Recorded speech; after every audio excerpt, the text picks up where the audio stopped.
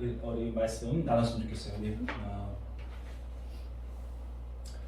본문 말씀 한번 우리 같이 읽어볼까요?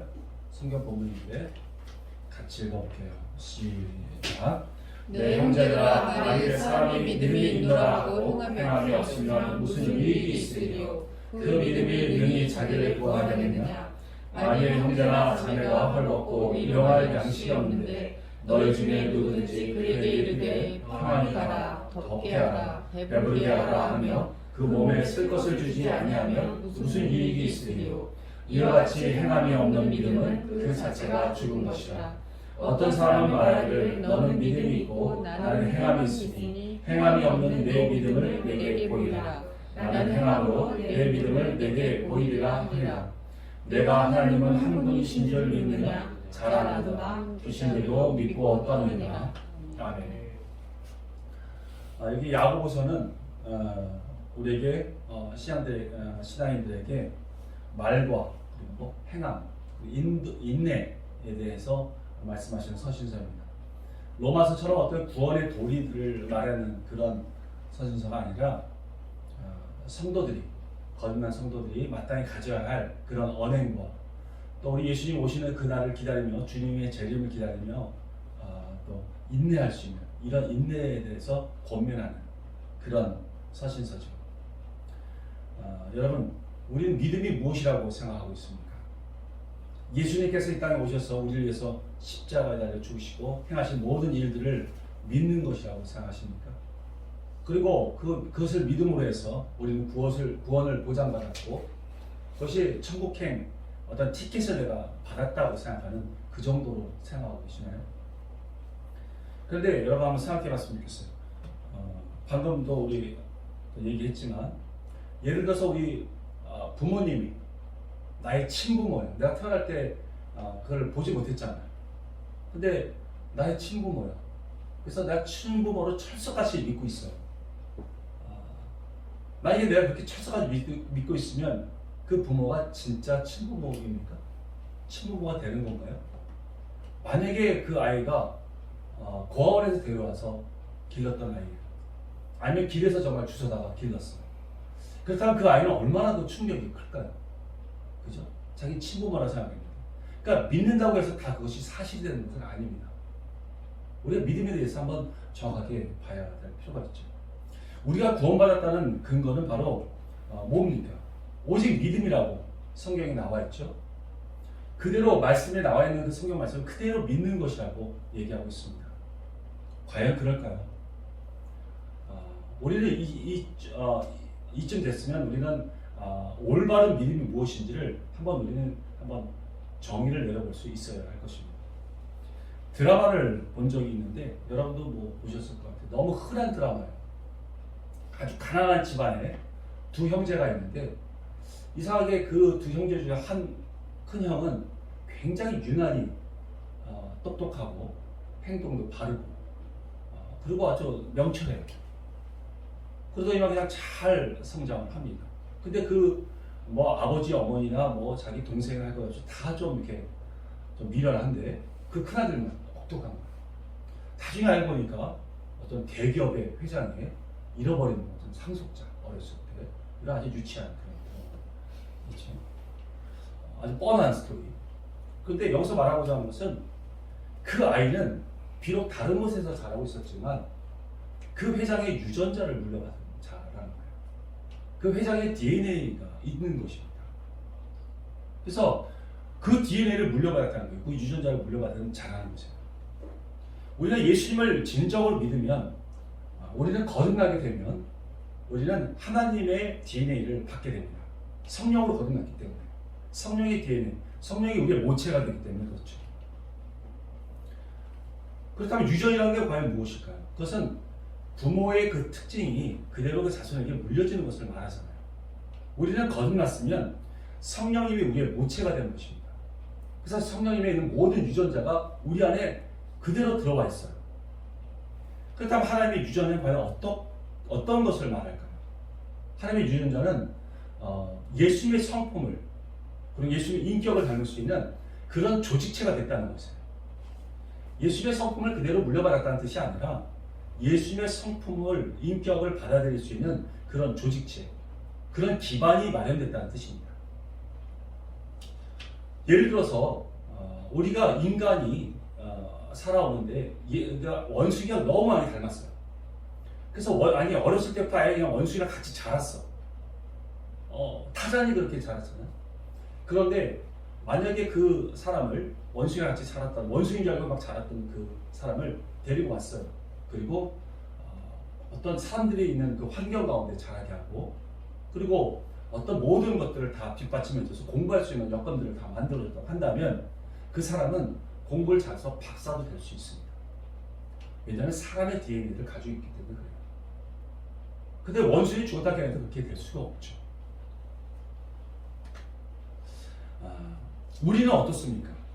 우리는 어떻습니까? 예수님을 우리가 믿었어요. 예수님을 믿은 우리는 과연 어떤 DNA를 가지고 있느냐 말입니까? 예수님의 그 성령님의 아름다운 DNA를 우리는 가지고 있는 존재라는 것을 우리 항상 기억해야 할 것입니다.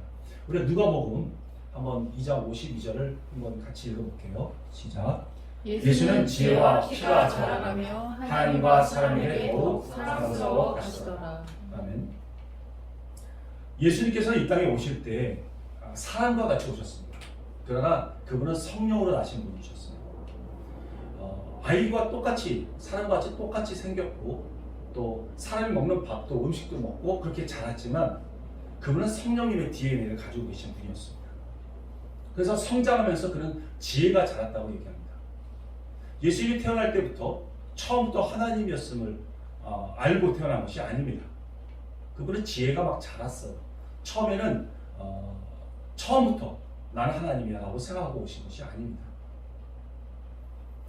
그는 점점 자라면서 하나님을 경외하게 되었고요. 12살이 되어서 성전에 갔을 때 성전에 계신 하나님께서 나의 아버지라고 고백할 수 있게 되었습니다. 30살이 되었을 때는 내가 이 땅에 우리 인간들의 죄를 위하여 십자가를 질 하나님의 독생자 아들로서 이 땅에 와서 그 모든 죄를 대속할 대속력이 된다는 사실을 알고 그 십자가의 길을 걸으시게 된 것입니다. 그는 그리스도임을 그분은 알게 된 것이죠. 그런데 그분이 많은 선행을 해서 아니면 밤을 새고 성경을 배우고 코피 흘려가면서 막 성경 보고 해서 자기가 하나님의 아들이 된 것을 알게 된 것이 아닙니다. 수많은 선행을 많이 해서 알게 된 것이 아니에요. 단지 그분은 성령으로 나신 것, 그 사실밖에 없습니다. 그분은 성령으로 나신 분이에요. 그것이 전부입니다. 그렇다면 저와 여러분은 어떻습니까? 우리가 거듭났습니까? 그럼 성령으로 말미암아 거듭난 자이죠. 그렇다면 우리는 성령에 맞게, 우리는 그 성령의 DNA에 맞게 그렇게 행동할 수 있는 그런 자입니다. 유전자대로, 받은 유전자대로 그 DNA대로 그대로 행동할 수 있는, 자연스럽게 행동할 수 있는 그런 존재가 되었다는 것이죠. 그렇지 않다면 이 본문에서는 뭐라고 말하냐면 그것은 잘못된 믿음이다. 죽은 믿음이다라고 말을 하는 것입니다. 저자인 야고보는 그리스도인은 이런 아웃풋이 나와야 한다는 것이에요. 당연히 나와야 한다는 것이에요. 행함이 없는 믿음이라는 그 죽은 믿음이라고 얘기하는 것입니다. 마치 우리가 영양가 있는 음식을 먹을 때 힘이 막 솟아나야 돼요. 당연히 나야 되죠. 근데 죽으면 그게 안 나오죠. 아무리 먹어도. 우리가 하나님의 말씀을 먹었다면 당연히 이런 선한 행동이 나와야 되고 행함이 있는 믿음이 된다는 말씀인 것입니다. 근데 여러분은 어떠하십니까? 저와 여러분은 어떻습니까? 합당한 이런 행동들, 믿음에 합당한 행동들을 하고 있습니까? 만약에 이 믿음에 합당한 행동들을 하고 있지 않다면 정말 우리를 진지하게 하면 돌아와 봐야 합니다. 거듭나지 않았을 수도 있기 때문에 그렇습니다. 이렇게 평생을 내가 거듭날 줄 알고 그렇게 살아왔는데 심판대에 가보니까 내가 너를 정녕 알지 못한다 이런 말씀을 하신다면 정말 그때는 아무리 후회해도 소용이 없기 때문에 그렇습니다. 이를 갈고 그 바깥 어둠 뒤에서 이를 가면서 후회해도 아무 소용이 없는 것입니다. 이미 다 시간이 지났기 때문이죠. 야고보서 한번 2장 14절 말씀 다시 한번 읽어볼게요. 시작. 내 형제들아 만일 사람이 믿음이 있노라 하고 행함이 없으면 무슨 유익이 있으리요. 그 믿음이 능히 자기를 구원하게 되느냐. 되느냐. 아멘. 여러분, 처음에 여러분이 성경을 읽었을 때 어땠습니까? 아주 정말 놀라웠습니까? 아니면 이건 동화책 같아. 뭐 이런 생각을 먹었습니까? 저는 처음부터 성경 읽을 때부터 단 한 번도 이게 동화책 같다고 느껴진 적이 없어요. 다 믿어졌습니다. 창세기를 읽어도, 마태복음을 읽어도, 뭐 사도행전을 읽어도, 뭐 어떤 것을 읽어도, 요한계시록을 읽어도 다 믿어졌습니다. 정말 놀랍지 않습니까? 다 믿어졌어요. 십자가의 사건들, 뭐 부활, 뭐 사람을 살리는 것 이런 거 다 믿어졌습니다. 그런데 그래서 너무 감사하고 심지어 눈물까지 흘렸습니다. 그런데 본문의 말씀은 이런 것이 믿음이 아니라고 말씀하고 있습니다. 이런 사실은 귀신도 믿고 떤다고 말씀하고 있는 것입니다. 우리를 위해서 죽으신 독생자이신 예수님, 그 예수님이 이 땅에 왜 오셨는지, 왜 우리를 위해서 죽으셔야 되는지 귀신도 안다는 말이에요. 그래서 그것을 못하게 하려고 그 사단은 그냥 계속 방해했습니다. 유혹하고 넘어뜨리려고, 그 십자가를 지지 못하게 하려고 수없이 방해를 했어요. 그렇다면 그 사단들도 믿음이 있는 것입니까? 여기서 말하죠. 귀신도 믿고 떠느니라 라고 얘기합니다. 그럼 그들도 믿음이 있는 것입니까? 아니죠. 그것은 그 사실을 아는 것뿐입니다. 그 성경 지식을 아는 것뿐이에요. 사실을 알고 있는 것뿐입니다. 여러분, 우리는 이런 지식을 아는 것, 사실을 알고 있는 것이 마치 믿음이라고 생각하고 착각할 때가 너무 많다는 것입니다. 이것이 구원할 거라고 오해하고 있다는 말씀이죠. 저는 이렇게 믿음 생활을, 그러니까 하나님의 그 말씀을 읽고 믿어졌어요. 그리고 나서 눈물도 흘리고 감사했습니다. 그런데 저의 삶은 계속 술 먹고 담배 피우고 또 사람들하고 싸우는 그런 삶이었습니다. 그러다가 2년이 지난 다음에 저는 거듭남의 은혜를 받았어요. 거듭난 다음에 완전히 달라졌습니다. 제 삶이 완전히 바뀌었어요.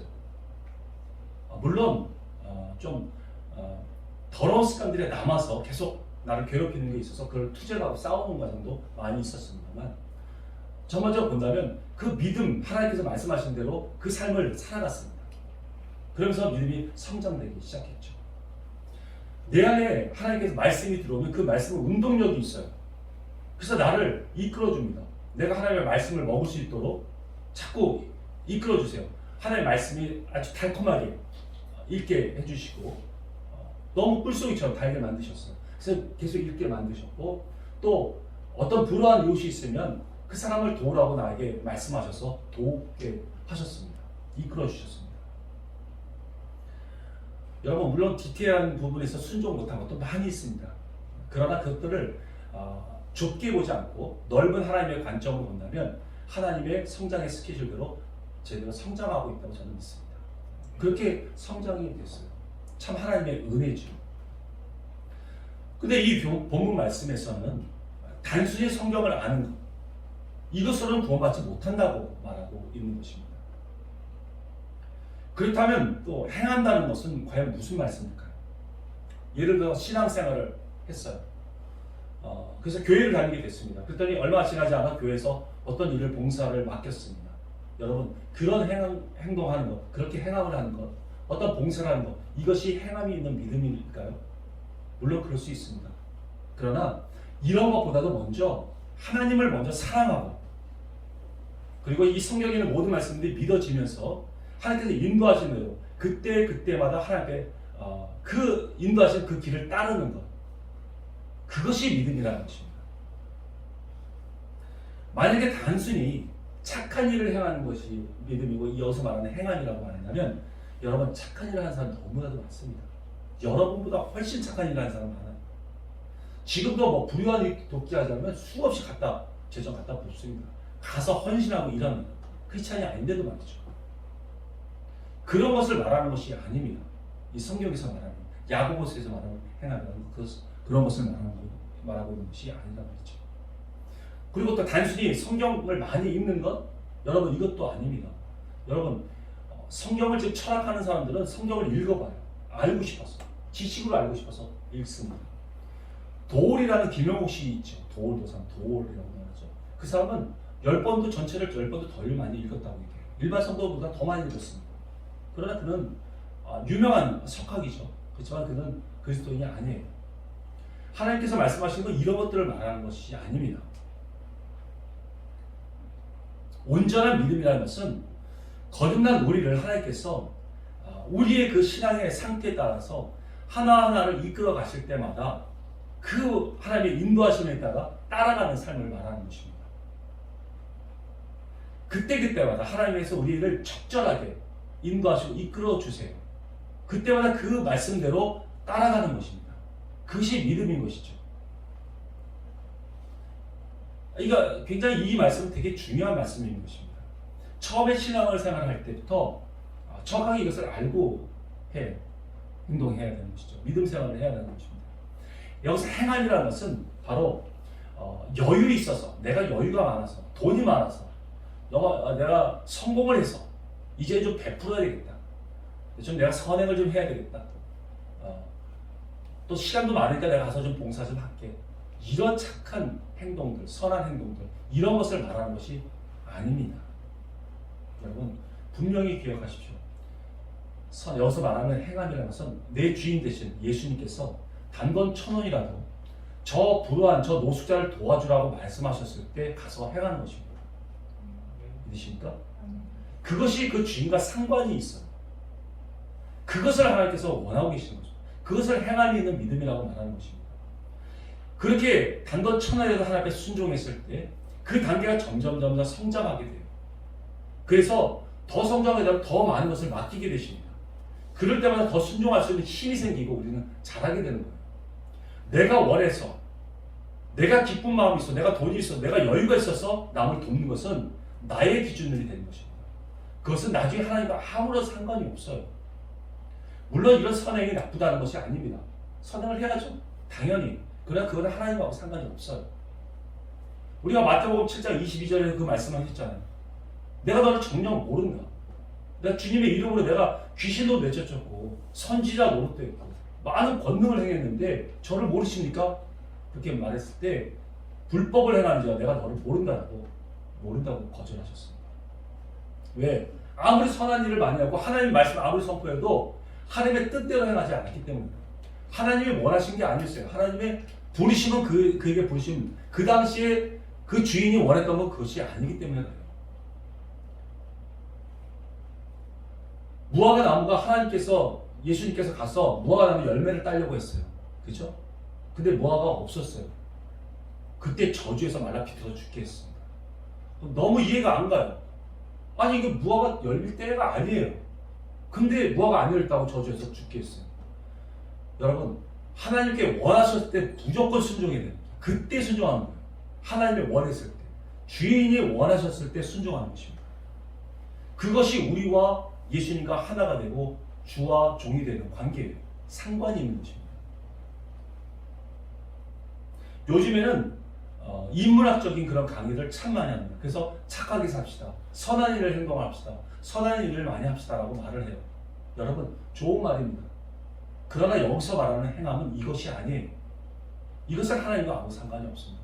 물론 이렇게 선하게 사는 것 좋습니다. 이것을 뛰어넘으라는 것이에요. 우리는 하나님께, 예수님께 순종해야 됩니다.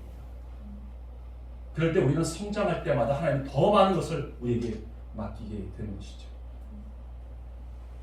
말씀을 정리하겠습니다. 그동안 우리는 믿음이 어떤 것이라고 생각했습니까? 단순히 성경 지식을 아는 것, 또 말씀이 믿어지는 것, 이것이 믿음이다 라고 생각하십니까? 아까 말씀드렸지만 세상 사람도 이것을 압니다. 그리고 귀신도 믿고 떤다고 얘기합니다.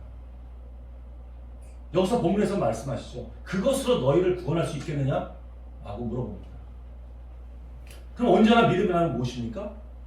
태어날 때부터 하나님의 DNA를 가지고 태어난 자답게, 하나님의 유전자를 가지고 태어난 자답게 자연스럽게 하나님을 따라가는 것입니다. 누가 시켜서가 아니에요. 밤을 새고 성경을 알아서 알게 된 것이 아니에요. 내 안에서 성령님께서 잔잔하게 말씀하시면 그것을 자연스럽게 따라가는 자예요. 그것이 거듭난 자예요. 하나님의 DNA를 가진 자죠. 그리고 믿음의 행함이라는 건 무엇입니까? 바로 내가 원하는 대로 내가 원하는 대로 돕고 착한 일을 하는 것, 내가 여유 있어서 하는 것, 이것이 아니라고 말씀드렸죠. 내 의로 베푸는 이런 것들 선행들이 아닙니다. 교회에서 시킨 대로 행동하고 섬기는 것, 이런 것들이 아닙니다. 내 주님께서 원하시는 대로 따라하는 것입니다. 그대로 순종하는 것입니다. 여러분에게 아무리 지금 힘든 거 시키지 않습니다. 지금 아프리카 가라고 얘기하지 않으세요. 그냥 잔잔한 거 시키십니다. 요거를 그대로 따라할 때 우리는 신앙이 성장돼요. 나중에 우리가 성장할 때 큰 것도 시킬 수 있죠. 이것이 우리가 항상 말씀하는 작은 것에 충성한 자는 나중에 큰 것을 맡긴다고 항상 말씀하시고 계시는 것이죠. 우리는 하나님과 상관 있게 행동해야 합니다. 매 순간마다 이끄시는 하나님의 인도하심에 그대로 순종하고 따를 때 이것이 행함이 있는 믿음이라고 말씀하는 것입니다. 우리는 어떤 선한 행동을 많이 해서 하나님과 관계있다고 생각하지 마십시오. 하나님의 작은 신과 같은 그 말씀에도 그 말씀에 순종하는 것이 진정한 행함이 있는 믿음이라는 것을 우리는 온전히 알아야 할 것입니다. 오늘 이 말씀 가운데 한 가지만이라도 기억하십시오. 온전한 믿음을 가지시기 바랍니다. 그것은 주님과 함께 동행하는 것입니다. 그리고 주님의 말씀, 잔잔한 말씀에도 순종하는 것입니다. 이것이 참된 행함입니다. 그래서 작은 목소리라도 우리가 귀를 기울여서 작은 것 하나 시켰을 때도 뭐 이런 건 이렇게 작은 걸 시키셔? 아니요. 기쁜 마음으로 순종하십시오. 그러면 믿음이 자라고 귀가 더 열리게 되고 우리 영적으로 민감해집니다. 그래서 우리가 성숙한 믿음을 가지고 하나님께서 내게 주신 DNA가 있다는 사실을 알고 하나님께 내게 주신 성령의 유전자가 있다는 사실을 알고 우리는 자연스럽게 하나님 앞에 집중해서 넉넉히 이길 수 있습니다. 넉넉히 순종할 수 있어요. 그것이 온전한 행함이 믿음이라는 것을 정확하게 알고 거듭난 자답게 그렇게 예수님처럼 똑같이 하나님 앞에 순종하고 해서 삶이 하나님께 온전히 드려지는 그런 여러분이 다 저와 여러분이 다 되시기를 예수님으로 축원드립니다. 아멘. 기도하겠습니다. 하나님 아버지 감사합니다. 저희들에게 참된 행함이라는 것이 무엇인지 행함이 있는 믿음이라는 것이 무엇인지를 알게 해주셔서 감사합니다. 하나님 우리가 그저 착한 행동하는 것 그리고 선한 행동을 하는 것 이것이 행함이 있는 믿음이라고 말씀하지 아니하시고 작은 신음과 같이 하나님의 우리에게 우리 수준에 맞게 하나님께서 부탁하시고 명령하실 때 그것을 정말 귀하게 붙잡고 어떠한 있어도 그 말씀을 내가 순종함으로 해서 하나님과 관계가 있는 그런 주님과 나의 그 관계가 이루어지는 그런 순종을 하는 것이 행함이 있는 믿음이라고 말씀해 주셔서 감사합니다. 하나님 이제 하나님께 집중해서 하나님 주님께서 부탁하시는 그 말씀 기쁨으로 잘 감당해서 하나님께 영광을 돌려드리는 하나님의 유전자를 받은 자답게 하나님의 그 DNA를 받은 성령으로 난 자답게 거듭난 자답게 그렇게 행동하는 저희들 모두가 되게 하여 주옵소서. 하나님께 감사와 찬양과 경배를 올리며 예수님의 이름으로 기도 올리옵나이다. 아멘.